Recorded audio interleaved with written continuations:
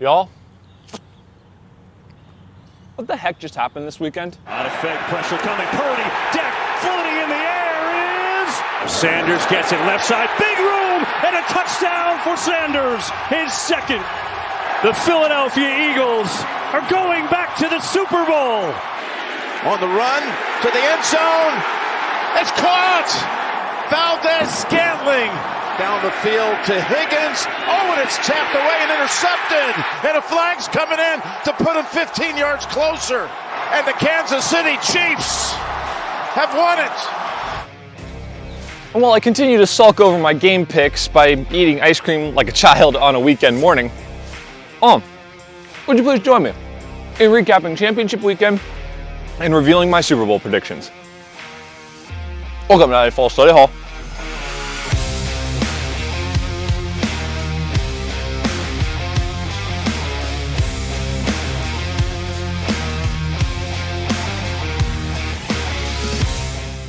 Now, to be fair, Murphy himself was on that 49ers sideline on Sunday.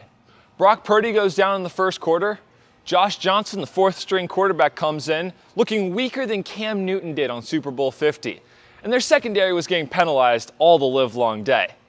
But credit to that 49ers defense. They were able to hold Jalen Hurts to one of his worst passing performances of the year. 121 yards, 72 passer rating, 0 touchdowns. But that's what's so special about this Eagles team.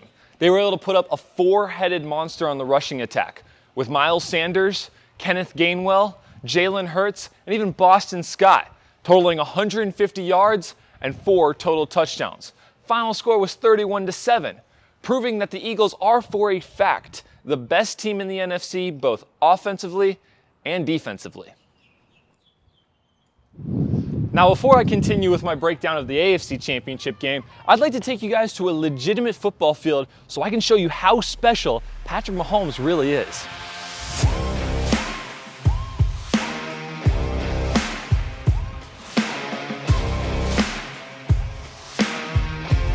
What's up, guys? Welcome to Vieira Regional Park, home to some of the nicest turf fields in Brevard County, as well as my start in football. Nice. I had a lot of fun back in the day. All right, let's talk AFC Championship. Joe Burrow didn't really have the best stat line. 26 of 41, 270, a touchdown, and 2 picks. But what surprised me the most is that he got outplayed by a guy who was basically on only one ankle. Now, I know what you guys are thinking. Patrick Mahomes is a gunslinger. He can just sling it with all arm. Well, I don't think you guys really understand how much quarterbacks put in their legs when they go to throw. It is essential to get body, pivot, lower body movement and power into the throw. So what I want to do right now is I want to demonstrate how much the lower body is critical to a quarterback's throw. So my first throw is going to be full power, everything I got with both legs. And then I'm going to try to hobble a little bit as if I were Patrick Mahomes, and we'll see what the difference is. Here we go.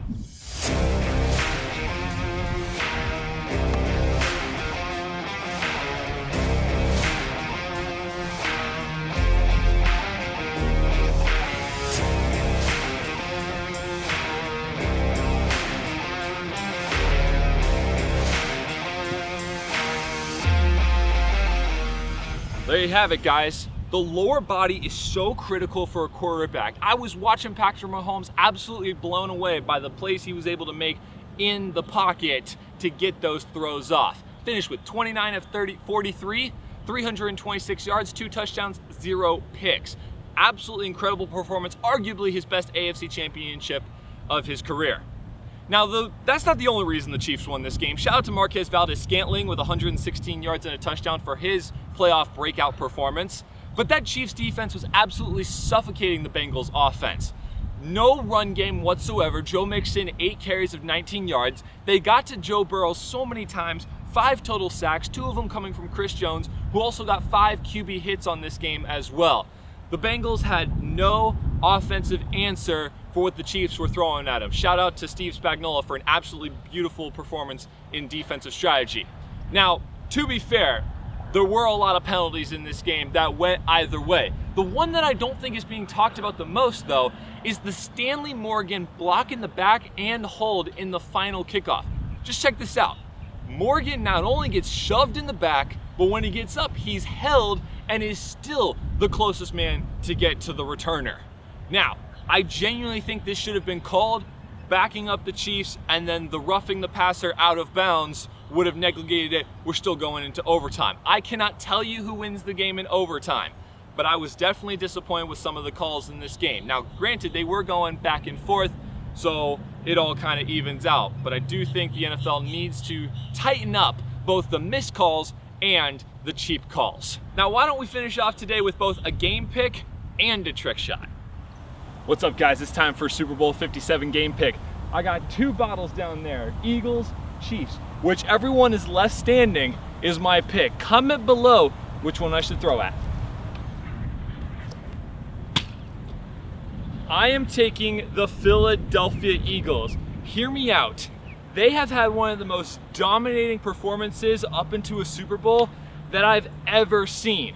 Total score between the two games is 69-14. That is an average margin of difference of 27.5.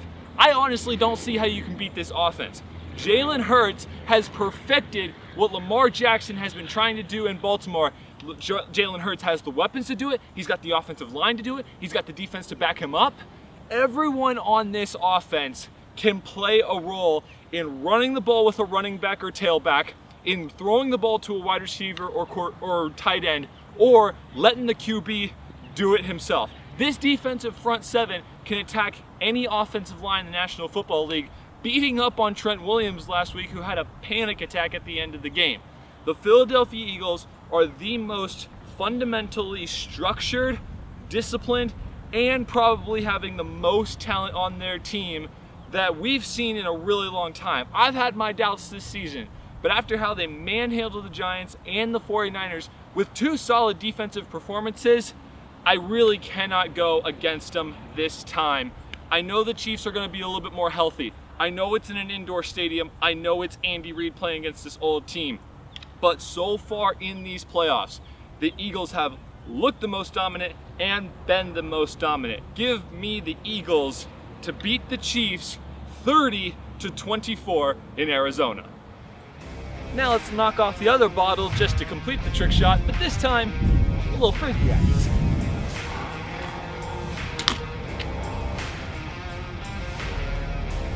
Peace out, camera. And y'all too.